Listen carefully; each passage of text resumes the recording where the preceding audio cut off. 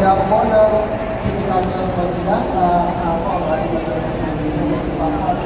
Actually, madami po kami yung president po ngayon. Ang behalf po ng City Council of Manila, na pinaguguluhan po ng ating Vice Mayor, Vice Mayor George Isaac, at ating Mayor, Yaris Comunito Mocoso.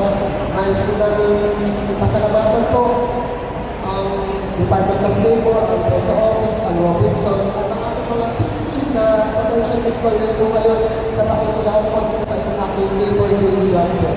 Ayun lang po, maraming namin salamat. Magbayo po kayo na magandang tanghali po sa inyo. Maraming salamat po, Councilor Jamie Wilson. At para naman po sa mensahe at para po sa introduction po ng ating panahon pandalan, nandito po ang ating butihin na Vice Mayor ng City Government of Manila, Honorable Angela May G. Atienza. Palakpakan po natin.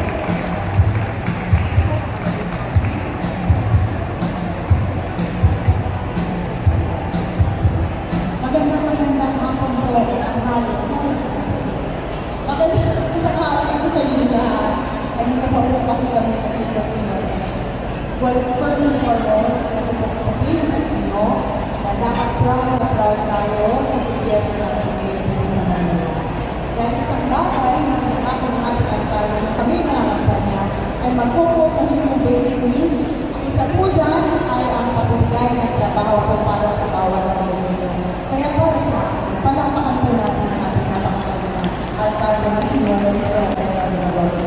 Alam niyo, itong inisyatibo ng ating napakagaling na direktor ng PESO na si Director Bureau, isang oportunidad yan para sa inyo, para kahit paano magkaroon kayo ng panglaban sa buhay.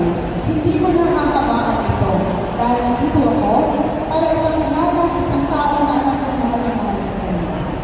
Pero gusto ko lang alam ninyo na dapat tumango sa inyong mga Manilenyo dahil na sa ating syudad ang pinakamagaling na alkalde dito sa buong Pilipinas ang ating nag-iisa si Lawrence Roberto.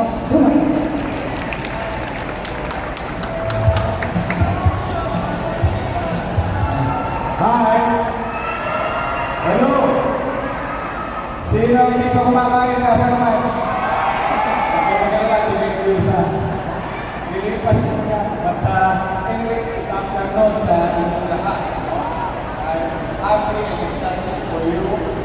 This is an activity and hosted by your city government at ang partner natin sa national government and private sector. I'm happy to announce that in this order, 39 ang instantly nagkaroon ng trabaho ngayong araw na ito. Congratulations sa mga. But let me give credit to Dole, our director doon ng NCR, Engineer Patrick Enguito. Maraming salamat, sir. Though the Robinsons Mall, mas maganda rito kaysa sa plaza. Sa plaza, uhulas lahat ng natasyon mo at saka ching-chang-su dahil sa sobrang init ng panahon. Kaya pagkakuan natin ang Robinson for giving us a place conveniente, maaliwalas. Pag nagutom kayo, humingi lang kayo sa mga kaisahan naman, maraming kainan dyan. At siyempre, maraming salamat kay Maria Catherine Alejandro, Malo Rom, at sa ating PESO. Congratulations. Palakpakan naman natin yung City Government Employment Office. Sa inyong lahat, at kami ni Vice Mayor at yung mga kusgan natin nandito na kasama namin kanina, yung ating kapal program, hindi natin sa mga 1,500 plus na sakit sa lungsod, particular sa Pandangan, Kailuman, Kailugo, Zamora, lahat nag-irin ko kasi kami na Mr. Panguluwa sa mga tao. At today, I'm excited for you. Sana talaga, magkakabawa lahat. Dahil yan ang pangarap namin sa buong Manila. we will continue to focus on MBN, minimum basic needs.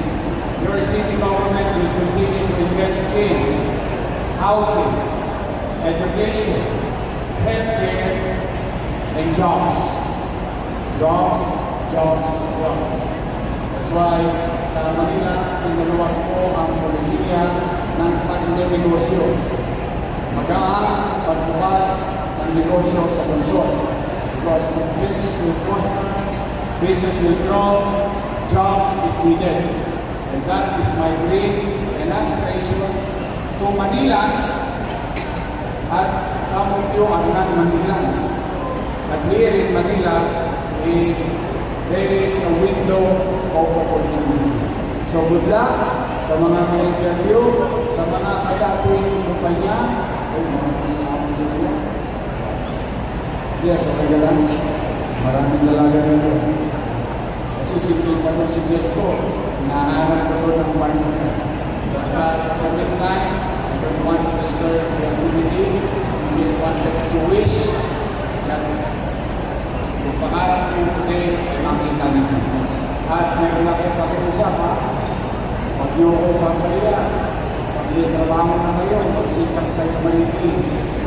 Ang hirap maghanap ng trabaho. Ang hirap din maghanap ng trabahante sa loob ng krisis. May krisis, ayaw ng pinalaman, negosyante. At ang susunod na dyan, that's why when you have opportunity, galingan ninyo. Make us proud. You are city government and you will not stop in our own little way. You look and create opportunity for everyone to work inside the city government. Ulit, God bless you all. Palahin naman kayo ng buong nagapan. Sa ating national government, thank you very much. The private sector, thank you very much. Maraming salamat. And Manila, God bless. Thank you.